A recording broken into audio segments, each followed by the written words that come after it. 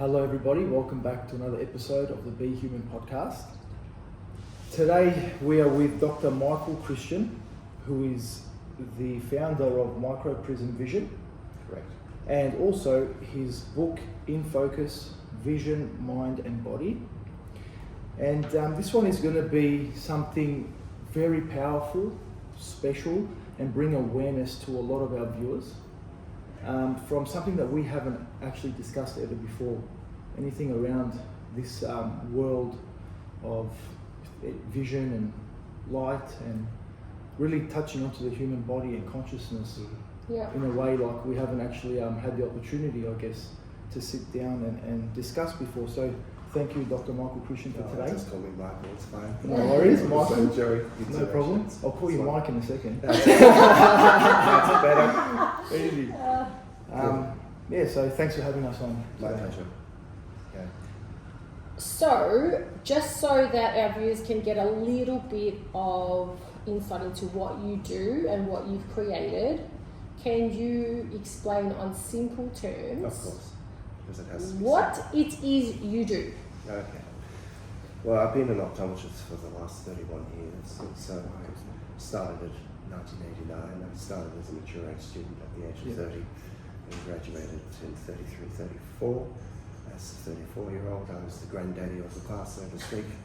But I'd done so many different things before then. I was a jack of all trades, but master of nothing, so to speak. I've done a couple of years of medical school in Basel, Switzerland, a year of veterinary school in Zurich. I was a research scientist, I was a pharmacologist, I was a cell biologist, worked in cancer research, did 2 weeks of divinity, and I thought, I don't know what faith I've got if I keep going with this, but no, jokes aside.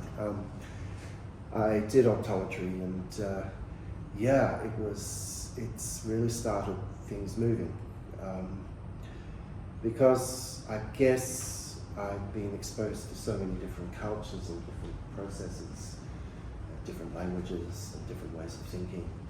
I guess I was thinking in a different way, really a plurality, not just what I was taught. And look, you have to learn and you have to pass exams, and there's stringent exams, and you have to go according to principles that best practice and all the rest of it.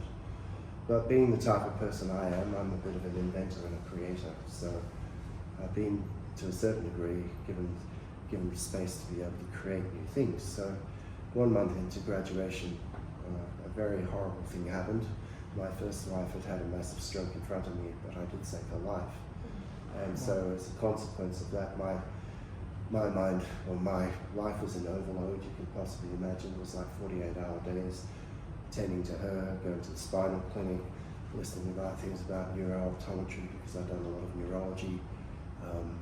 That's at the same time, my mind just went into a different dimension, for want of a better way of saying it. And from there on, as things started to settle with rehab and getting down to, in inverted commas, more of a normal way of life, started to get jobs, and then started to work with other people. It became a bit of a pain in the proverbial for some of the people I work for, because I was thinking outside the square, and also traumatized through my first wife's experience. But jumping from there, what's been amazing is that every day as I've gone into the clinical room, whether it be an OPSM or who was at Merrington's at the time, it was a day of discovery and seeing possibilities. People come in. I remember one of the first situations whereby I was at High Point Shopping Centre in High Point, obviously, and it was OPSM, and I was in a little room, and at that time there were half-hour appointments, and Papa comes in, he's Italian, and Mama, and the 30-year-old daughter, she was crying, "Oh, Papa's been called a drunk, and he's not a drunk, he's always falling over." And I thought, interesting. And what are we going to do, and I was, a fledgling of an optometrist, you can imagine. I thought, I know his balance is out. And what I'd heard from a PhD, Julie Green, who just got a PhD, and she gave a seminar at the spinal clinic in Kew, that she spoke about vestibular ocular reflex, which means the balance organs and the eyes and how they interrelate with each other. And she was an orthoptist. And I thought, the information she gave was on an academic level, and I'm more of a pracademic. I'm a practical applier of information, and I want to see where that works. You've got to be safe with people, obviously, because you don't want to cause problems. And I thought, I know his balance is out. Now that might be an intuitive thought, but it is. It's a precognitive way of thinking. And I started throwing prisms into the trial frames. It's, I got his prescription, so-called right in relationship to whether it was short or long-sighted or whatever. And I started having to walk around this tiny little room, and it was a dark room. And I didn't know what the heck I was doing, but I was just discovering what was going on. And after the half hour went very quickly, I said, could you bring him back this afternoon? I've got a spare space. Yeah. And they brought him back. And that afternoon, I thought, right, let's see if we can just refine this. So I was putting in prisms vertically and horizontally. What prisms are there? They're a form of lens, but they don't focus detail. They change spatial context. In other words, they can translocate one way, up, down, in, out, or combinations thereof. And I wanted to put that into context with his balance and what he was seeing. So we got to that point, and you can imagine the consulting rooms are tiny little affairs, so to speak, with all the machines in there and so on. And there's this huge showroom with glasses, and I was bold as brass. I said, right, Giovanni, walk out. And he walked out, and he was rocking like a young man. There was and he was bolt upright, and he was happy and so on like that. And I'll never forget it. He was not slipping over or anything. Now, because I was working as a locum at that particular time, I wasn't there all the time. And so consequently, I heard from some of the staff there, oh, Giovanni came back and you've changed his life. He's walking around, he's happy, he's got everything. And that started the ball rolling. Wow. And then I started thinking, well, this is interesting. And then I worked in another place where this lady, I said, can you turn your head back? Just oh no, I can't turn my head back. I said, why not? Oh, I'm going to fall over. Yeah. And I thought, okay, let's position some prisms in front, because it can change. I could change the direction. So when she put her head back, she stopped falling over. Yes. It was that simple. And this is what I'm talking about.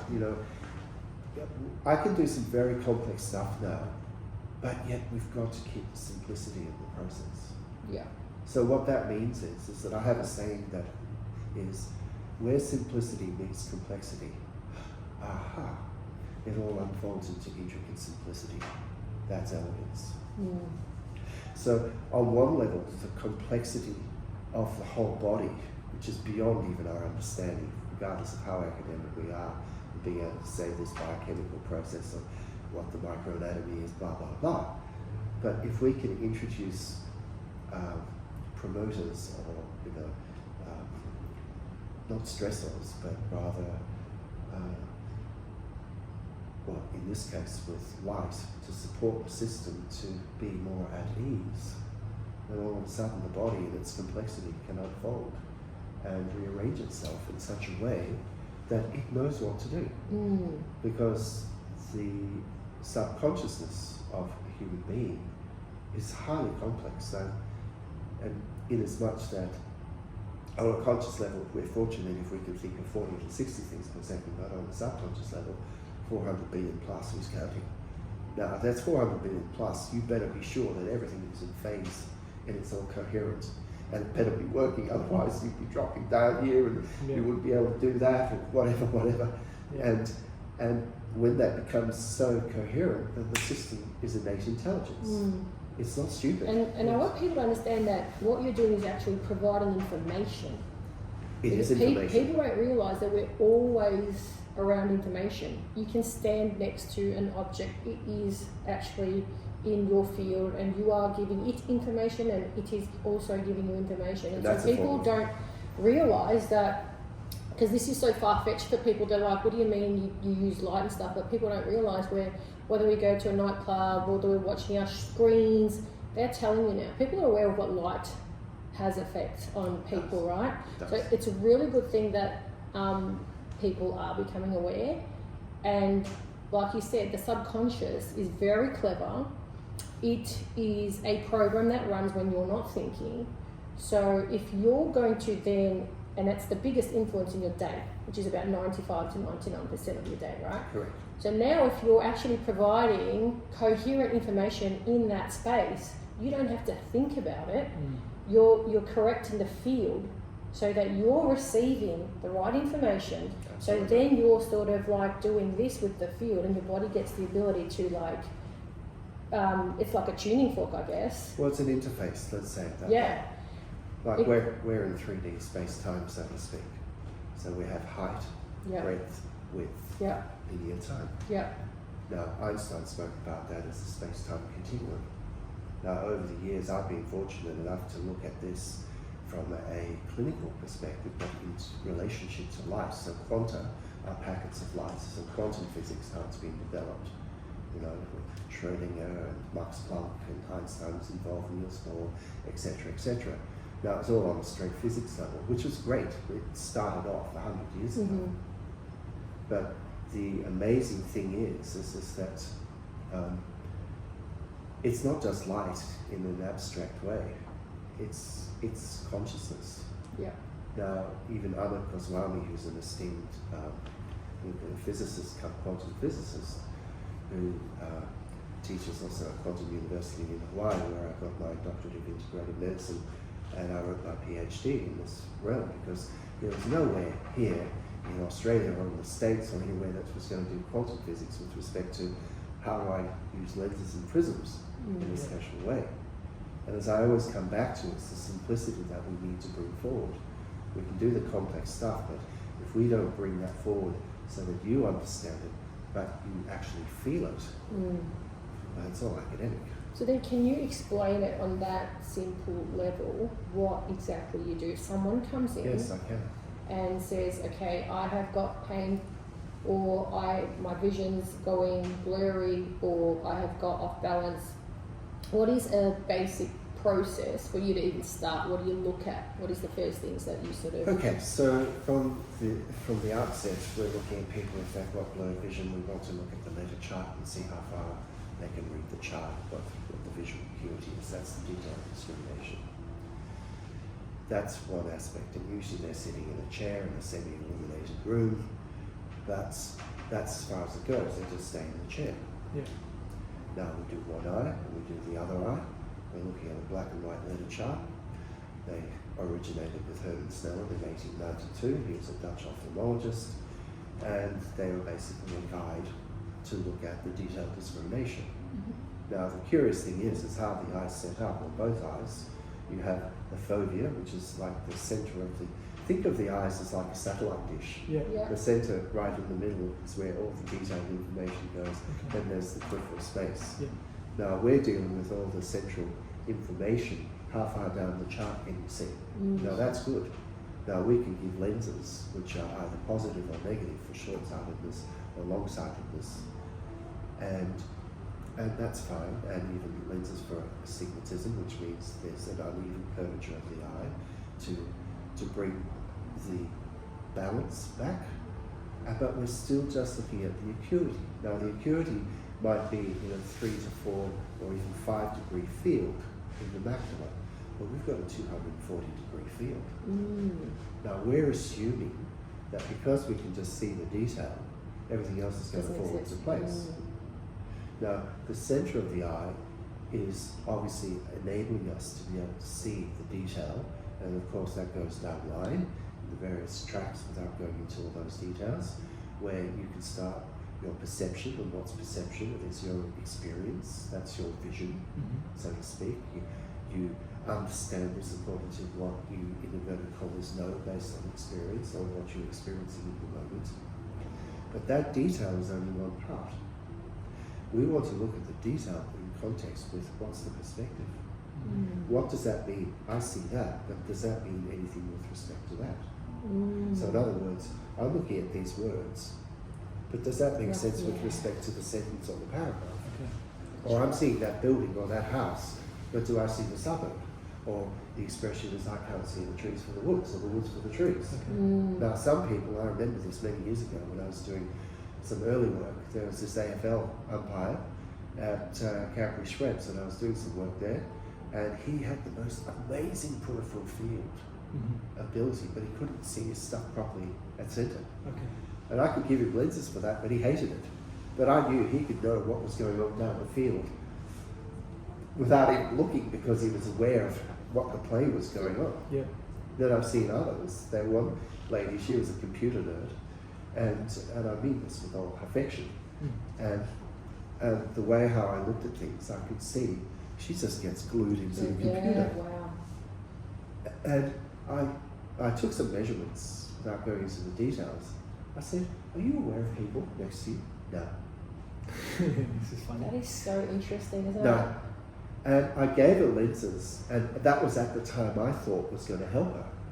And she was aware, but it was too much in her face. Yeah. Yeah. And when I went back to the law firm where she was working, because I was doing corporate work at the time, she just threw the glasses back at me.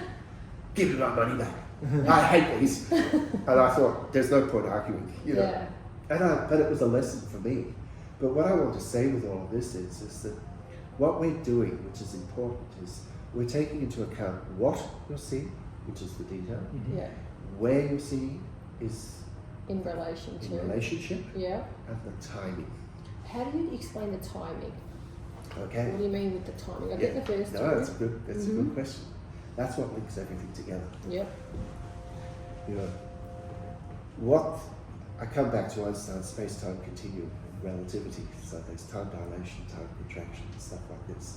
Now, I'm not working with astronomical bodies. What am I? I don't know. I might be affecting up there. I don't know. But what I'm saying is that what we're doing is we're affecting at the right time, at the right place, what's being seen, how it's being seen, where it's being seen, as it's being seen, all comes together.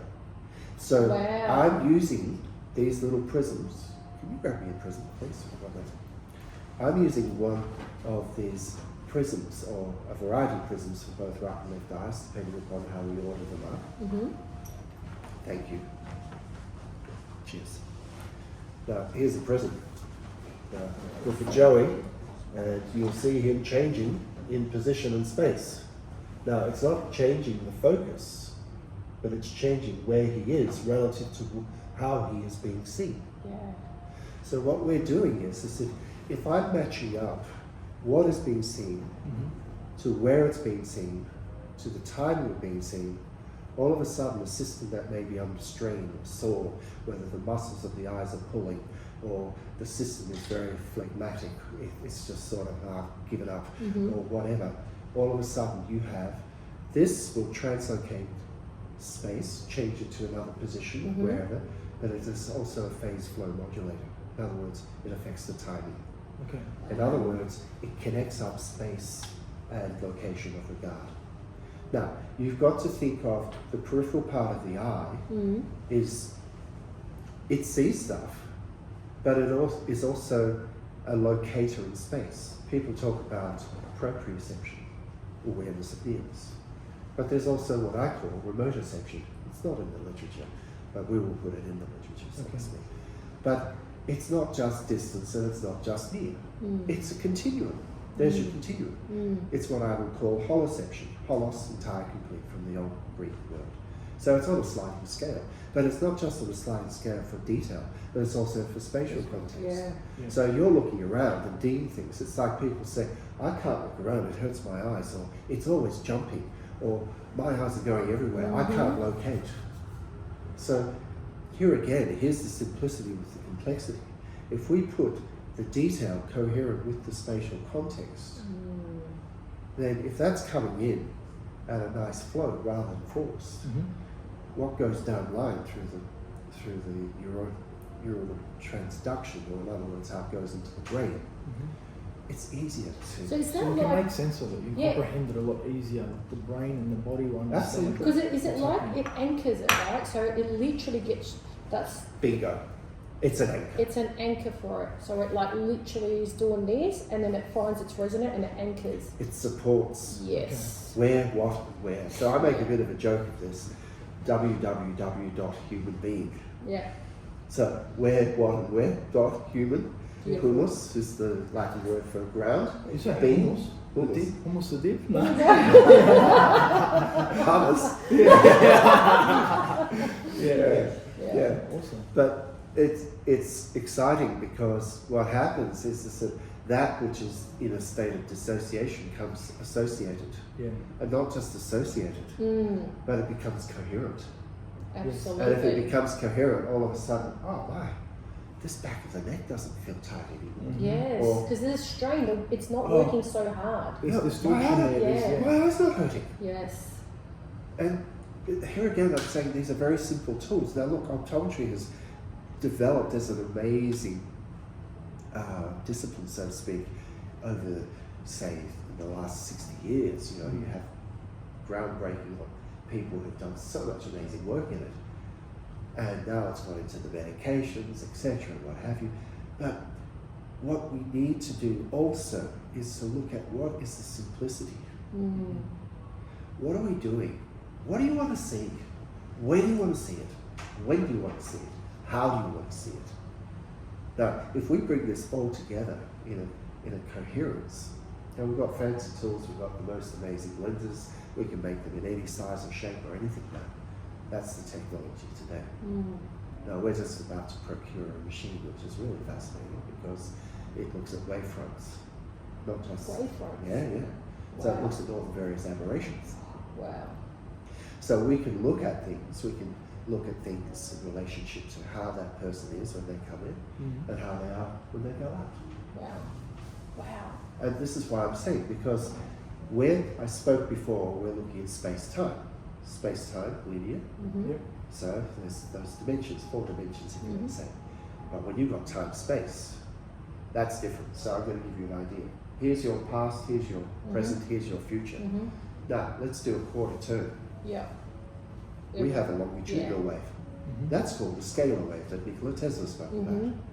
Infinite potentiality, infinite possibility, infinite benevolence. Yeah. It is all knowing, all being, all seeing, all free, all glee, if you want to say, if you bring it into the coherence of space, time. Yeah. Now, this is the interrelationship. We think we know. Yes, there are learned people. We learn our various processes. But if the field shows us, wow. And that's when the complexity will unravel. And I love this because it really supports a lot of other people that are talking about this field, talking Correct. about this intelligence. Yes.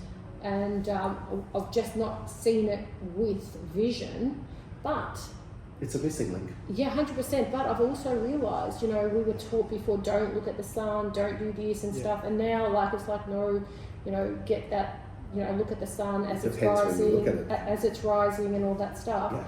And it's like, we are starting to understand that we only also see a very minute level of colour and light.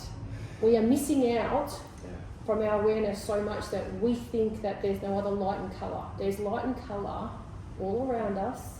We're absorbing colour, also giving off colour. People are so limited to having a limited understanding of what light is, right?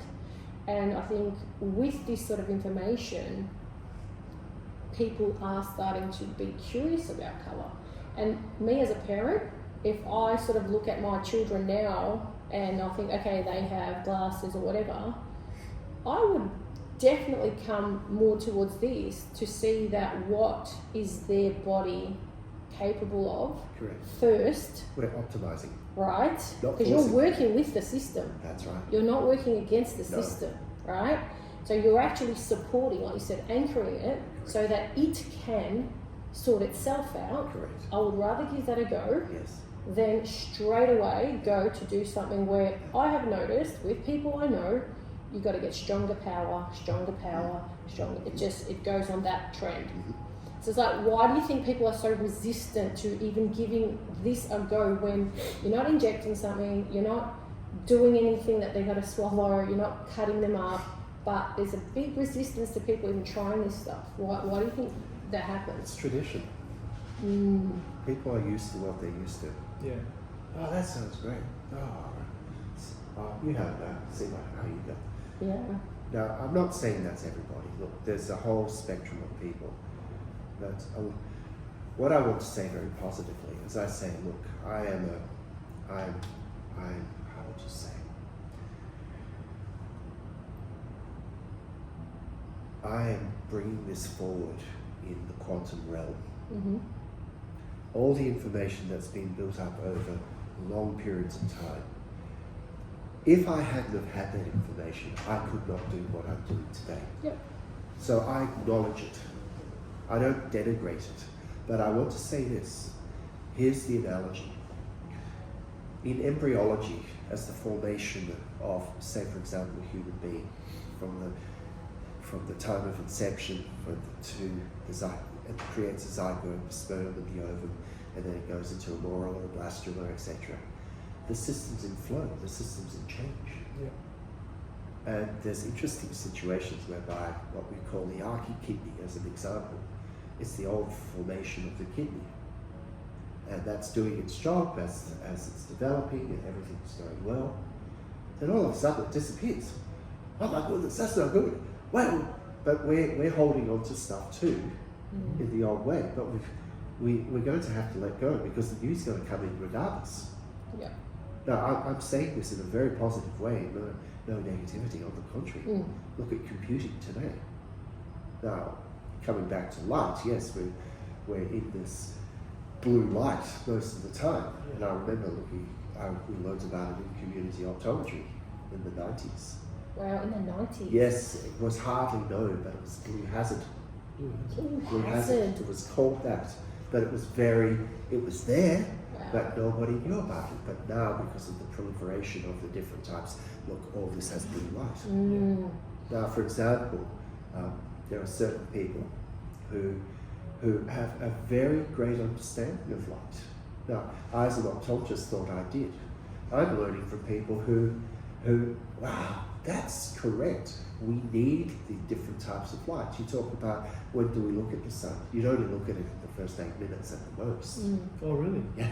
And Because the colour temperature in Kelvin Yeah. is at its lowest level. It's about 1200. Well, at the end of the day, it's at 16,000 as an example. Yeah. Now, So when you say the first 8 minutes, is it the first 8 minutes of As it it's rising. as Yes. it's rising. Okay, so if you've missed it, bad luck for the day. Yeah, Don't well, look at it sets our circadian Rhythms, circadian rhythms. Yeah. And what most people, and we hardly spoke about it too in optometry, even though we learned all the anatomy and stuff, and the SCN, the suprachiasmal clock. Now that clock sets up how everything else runs throughout the body. Exactly. And that clock has got to go faster than every other clock in the body. Yeah. It's like satellites up there for our GPS to work. That has to run faster before we get that. Otherwise, we don't know where we are. And we've gone ahead. And this is what's happening here, and it's just where the where the optic nerves come out from the back of the eyes, just located above there. Quick question. Now, with all this and devices and children, are you noticing a trend, Yes. and including behaviour? There's lots of things which are happening. Look, What are you noticing? well, of course, myopia is on the increase.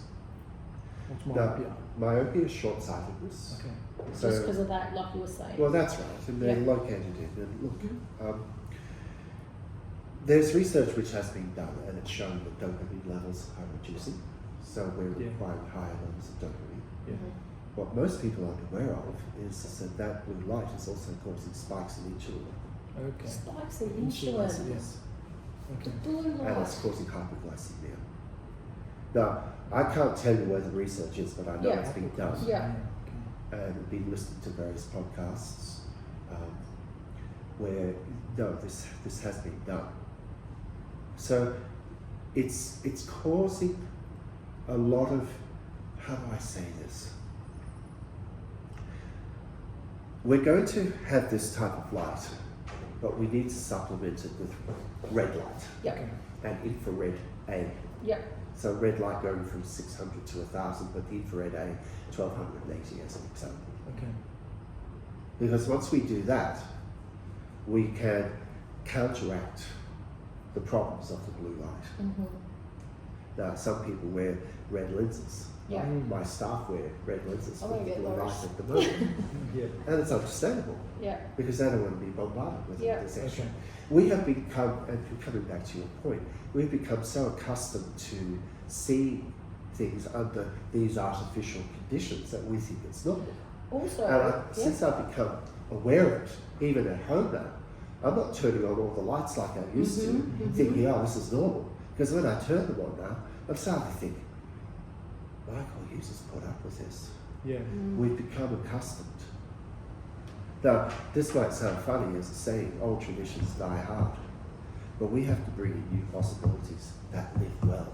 100%, and it has to work with what is coming. You can't fight the system. No, There's no point. look, we work with the system. Absolutely. Look, it's a double-edged sword. There's amazing stuff what we can do Yeah, with this type of 100%. thing, but we also have to be aware: are we sovereign with it, or are we subject to it? Well, already I've learnt, like with my son, I was thinking, and my middle daughter, she wears glasses. I said I'm going to bring her in because my goal was to actually get her off, right? Yeah. But listening to this, I already have an understanding like, wow, we are so focused like this, and how much of this are people really doing on a natural state? Because we're not hunting, we're not walking, we're not looking at the horizon as much, right? So it's like, there is this thing with our faculty that says you don't use it, you lose it. You want to know something too, which is very interesting because the colour of our skin through melanin. Yeah. Now there's neuromelanin, it's in the substantia nigra, which goes when there's Parkinson's as an example, and then there's the melanin in the back of our eyes. That's why our pupils look black. Okay. It's called retinal pigment epithelium. Those are the cells, but they have melanin. Wow. But the more we get bombarded with blue light, what do you think happens? Goes less. Interesting. Wow. Interesting. And it's cumulative effect. It's not immediate, but depending upon the person or their susceptibility, it's like someone who could smoke 2 cigarettes a day. I'll rephrase that. One Japanese gentleman, he was smoking 80 a day, nothing, not a problem. Yeah. Someone smokes 2, they're dead. Yeah, exactly. Yeah. So also like And depending upon their reserves, Yeah. etc. 100%. You can't just say broad brushstroke, that's going to Yeah. happen. But what I'm saying is that now there's all these interesting dynamics with the leptin, corticomenin pathways of how that's affecting us in so many different ways. Our psyche, our ability to get up and go, whether we're Yes. thinking with fuzzy heads or, oh wow, I'm here present Well, today. 100%. It's one of our major Yeah. senses, right? And what your nervous system literally is a bunch of wiring that sends out the friend, which is the eyesight, the hearing, the taste, the touch, to collect information about your environment. Imagine one is actually not working to its best ability, That's or it's correct. not optimum. So you got to understand when you're receiving that information, if that information is of high quality, you're going to experience it high quality, That is correct. right? So one of the things which is always lovely to see, particularly with people, because the way how we set up the practice is not just a room with letter charts and reading cards. We literally look out onto a path. Yes. So we literally can see real. Yeah. Yes. So yes, I haven't thrown the baby out with the bathwater. Good on you. Which Yeah. is, I'm not saying, oh, that's no good. That's important, as I said earlier on before. Without that knowledge, I couldn't do what I'm doing today.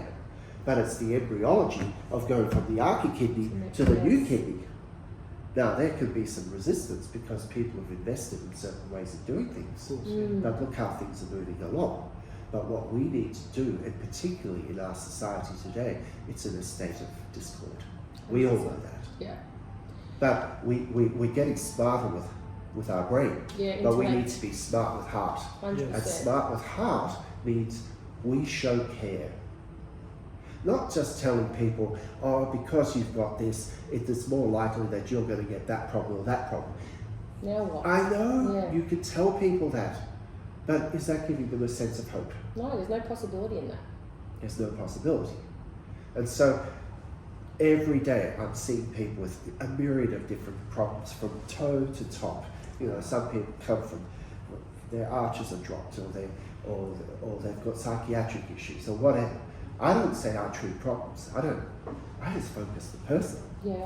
We look at vision, and let's say it this way. the visual pathways, people say, oh, they're just eyes. No, they're not. Mm-hmm. No, they're not. They're outgrowths of the frontal lobes of the brain. You know, you've got 160 million codes on either side. Yeah. Not only Yeah. that, you've got a whole neural network. But not only that, those neural, let's say they come out from the back of the eyes, so the optic nerves, then they go into striations without going into all the details of the anatomy. They traverse every single part of the brain. So in other words, that eyesight, this is your physical mouth, this is your etheric mouth. This is the mouth that takes up the light in such a way that if we support it, that light is healthy. It's flowing, not forcing, but supporting. Not pushing, but allowing. Yeah. If we honour our system with that way. So I see people look outside when I put the appropriate lens or prism. Oh my goodness, I've seen the depth of that for the first time in my life. Wow. Yeah. Age 50, age 10. Okay. Or, oh my goodness, I can see all the different colour hues. Now, people would say, oh Michael, that's subjective. Yes it is, but that person's seen it. Yeah. What are you going to do? Deny them that? Exactly. Now, I'm not saying there's anything wrong with evidence-based. I want evidence-based. But what is highly evident? It's an experiential So knowing. you're evidence-based with your head, excellent. But the highly evident, your gut feeling, your intuition, your precognition, can you match them, bring them into the heart where you feel it? And that's where word and emotion match. And if they match, wow, things start going. So you can, even if someone's worn glasses for 50 years, what's it look like for them if they want to start trying it this way? Does it take longer to sort of forget them to incoherence or no? No, it's not a question of whether it's longer or not. It's more in relationship if they see the possibility. Got it. You cannot talk about someone. True. Yeah. You can't have blind faith. Yeah. True. It's like everything that you And look, I will put it in these terms. You know, you've got to see the possibility. Now, a lot of people today are in a state of chronic fearfulness. Yes. Now, the fear, it demotivates. The focused awareness, you know, it's not focused awareness, but it's false evidence appearing real. Yeah. But I have faith, focused awareness, and truthful humility. Ooh. You're present in the now. You're childlike, not childish. You can come in, I can look at a person who's waiting. He knows us. He knows us. That is awesome. If we're childlike, we're still inquisitive as kids, regardless of being adults. One from Michael's Yes. But if we're like that, wow, what that means is that we're in a state of curiosity. Yeah. Exploration, Exploration, curiosity, possibility, creativity. creativity. Yeah, 100%. That's part of our makeup. Love it. But most people don't see that as such. Now, I'm not saying that to be critical. That's just a reality. Yeah, 100%. But if I see a person, and I may have seen them before, I may not, but I look into their face and I look into them and I think, she's fine, he's fine. Well, oh my goodness, I've got to work on this one tonight. No, and it's usually right. Yeah, That's the intuition. that's your intuition. But if we could start talking with, not at, say, I want a conversation. You know stuff, I know stuff. Can you put what you're saying to me to what I'm saying to you? Can we create the new? I love it. Yeah. If we can create the new things can happen. Now, I'm not going to say I could do this, I could do that. I'd be a fool. But what I do say is, if we don't give it a go, we'll never know. Never know. And it's not to put anybody into jeopardy of any sort whatsoever. On the contrary, you have to go by rules and regulations. So, but as you know, new things can happen, new possibilities can emerge. That's the quantum realm. And they're much better off because they're better with their families, with their friends, with their associates, with their workmates, etc. and it builds the society, makes it much more conducive. To be honest too, the fact that I've done a lot of learning, like starting from Dr. Joe's work, so knowing about the field, how we can influence the field influences us, our intention and all that stuff, it does give you a good grounding to actually accept miracles more, because they're... Well, what's a miracle? It's a higher order of possibility. Absolutely. I definitely believe in miracles, because I'm just like, that intelligence is perfect. And most people won't believe it. Yeah. Cool. And they won't see it are- though, but that's why they don't experience it, That's right. because they don't believe So it. I'm not telling them that, and they're right. Exactly. They're right. You're right. Yeah, exactly. Because it's They like do people say, experience I've got to bring so-and-so. I said, do they want to come? No. No, don't bring it. Yeah, good Don't on bring it. you. Good on Don't you. bring it. Good on you. Because it's not going to work. Yeah, 100%. We can, I'm because not here to prove. 100%. I'm here to presence. There's a big difference. Yeah, You know, the saying is, oh, it's time to wake up. Well, that sounds good. yeah, Let's wake up, grow up, yeah, show up. yeah, That's presence. yeah. I don't want to make this as a broad brushstroke, but yeah. And to be honest, you know what? It's because you have studied so much, and you, like you said, you've done all the groundwork. You've made it elegant. Thank you. Because thank the you. fact that we can receive it that way, and Yeah. honestly, we do receive it that way, means that you have been working on it. This is not someone's just, oh, I feel like this, I think No. like this. No. This is based on study, trial, It's a life's work. exploration, curiosity. And the main you know, thing no- too comes back to what you said when you spoke about heart and care. Yeah, I can sense and feel the amount of care that you have. yeah, And starting back with Giovanni, from yeah, that story that, you know, opened your possibilities yeah, of limitless Yeah, possibilities, yeah. right? And that's what, unfortunately, majority of society is lacking, is having not enough, I think, people like yourself in certain fields and industries that will inspire. Because right now this is inspirational.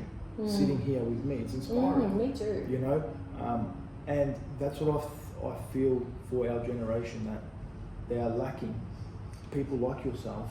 It could be even people like us. And it's in what our we duty, do. our It's our duty duty to to pass on something that is going to help Expose people expand like the you, mind, because the it's like, no, I possibilities. would tell my friend now, before you take 100%. your kids here, try this. I'm going to say this, and thank you for saying that way. I'm 65 now, and I just feel I'm just starting. Yeah, well done. And I say that with, again, humility. But I hope the wisdom is from the experience. Everything I've learnt will happen at its right time and place. Absolutely. There again is the quantum effect, Yeah. time, space, Space. coherence.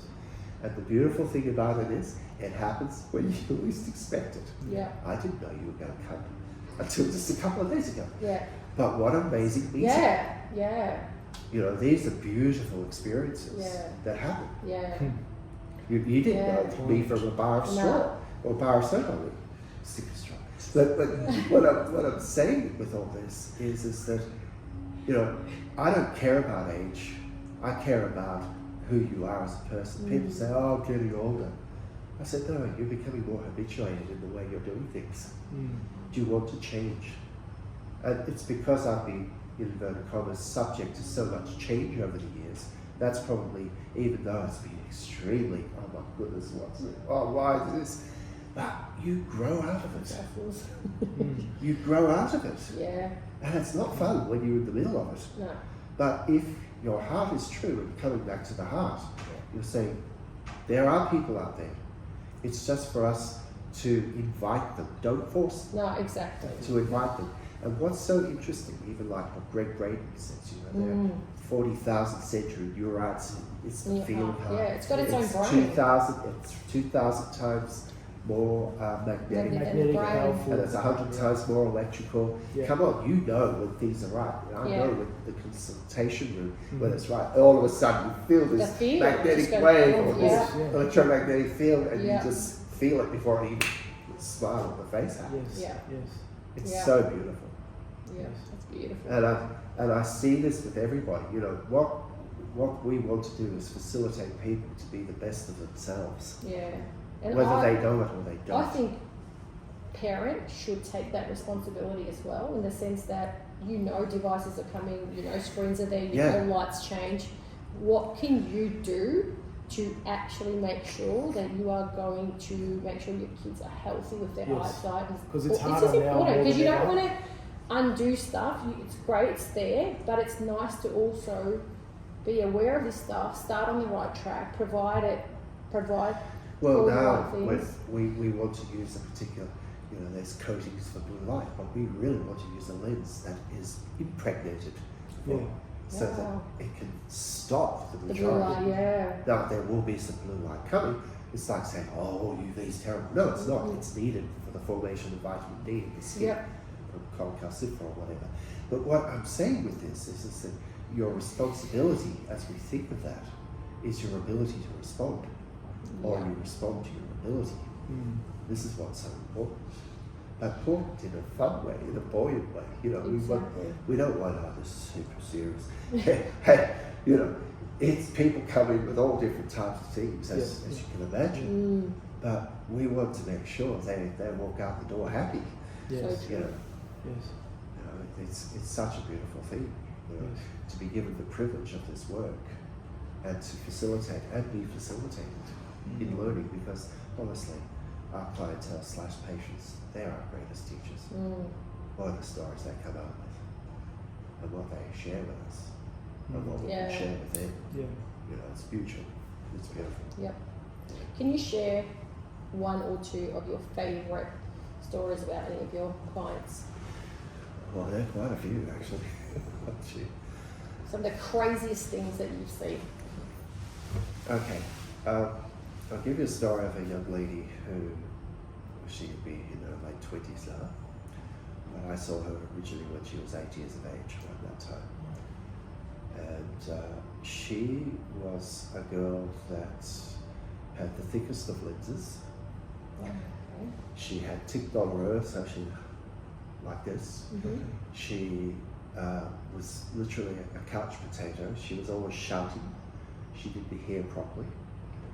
They wouldn't let her run on the oval because she would fall over. And her dad brought her along because he'd heard of me, because we were living down in Queenscliff at the time. And he said, Michael, this is a long shot. And I thought, well, I didn't know. No one did. But I was prepared to do something new. But anyway, to cut a long story short, her first set of lenses, well, we reduced the lens strength that what she'd been given. And she started running on the oval. Now, this kid was a real ugly duckling, let's say it that way. And she kept coming along on the prescribed period. It was on a 6-monthly basis, and we came down and down and down. By the time she was 12, for whatever the reason, the wheels fell off. She wasn't communicating with me, I wasn't with her, and they went to go and see a very reputable optometry group in Geelong, and they were upset because they found this and I didn't have that. But they came back and said, look, even though this has happened, we still want to see if we could do more, which was pretty good. So we started off with a different tack. At that time, this young lady said to Mum and Dad, I want to learn karate. Yeah, okay, whatever. So she did. And obviously we started going along with the process of what we did. By the time she was 16, there was, at that given year, the national championships are up in Brisbane at the time. And she said to her mum and dad, I'm going and I'm going to win. Oh, that's beautiful, darling. Do well. She won. She won. Wow. She was the kid who couldn't run, couldn't hop, jump, skip, had ticked on her, had the thickest of lenses. And as I saw her grow up, and she wanted to become a hairdresser, and I thought, heck, you're going to be the best hairdresser, because as she developed, she had the wryest sense of humour you could possibly imagine. She was cheeky as but respectful as too. She knew how to say things in the dry smack. But she had this beauty, and the beauty is not Spiti, but rather her as a person, the fullness of her being. The last time I saw her was just before her 21st, and we moved up here. But she was at such a minimal prescription at that given time. Wow. That this is not usually the case with most people. I'm just saying possibilities are there. I don't say that we can do this, we can do that. We don't know until we know. And it's being in the now, being in the moment. That's where I say this timeline of past, present, future is like the weft and the warp of the fabric of life, where the scale waves, if we allow that to come in, all of a sudden, your abilities, my abilities, our abilities, us as individuals, us as a community will grow. Yeah. And we'll have fun. Absolutely. Absolutely. It's pretty amazing. Loved it. This is awesome. Yeah. It was a great chat. Thank you so much, Michael. Thank you for coming. Appreciate it. And yeah, it's something that we should all like even explore. Like you said, you don't have to do it from that strict place. Just open to curiosity. It's open to curiosity. 100%. Because of quantum photosynetics, which is a legal modality in this country, where we can look at the focus of mind and body. We can look at how light affects your posture, your balance, your movement, your thoughts, your feelings, your emotion. It seems as though this is unheard of, but it's obviously this downstream process. We're not just going to dam it up at the eyes. We're going to allow it to flow down. Yeah. So the full person is in focus. So Very true. in that respect, that gives them a sense of more possibility and ability. And everyone is most deserving to experience everything in life and see the full picture. That's correct. Which is very important. That's correct, John. Which is very important. Michael, where can people follow you or find out more out of curiosity about this? Well, we have our website, www.microprismvision.com. We'll put all these links into the description as well of the episode. We have that. There are some podcasts from a couple of American podcasters. You can find that up to Dr. Michael Christian. Cool. We're just about to release a new website, quantumphotosynetics.com.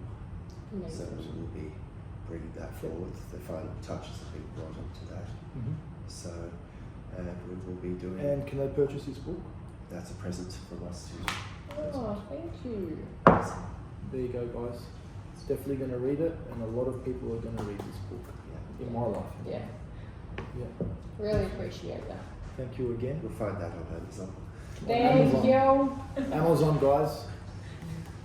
If your eyes are good enough to read. Awesome. Thank you again, Mike. Appreciate it. Thank you so much for tuning into this episode. We hope that you enjoyed it. Don't forget, guys, to please subscribe. Check out our website to stay up to date with events, merch, and just to get in touch with us. Also, follow us on Instagram. We post a lot of good shit and funny shit. You'll find that at the Be Human Movement. Until next time, guys, please remember to be human.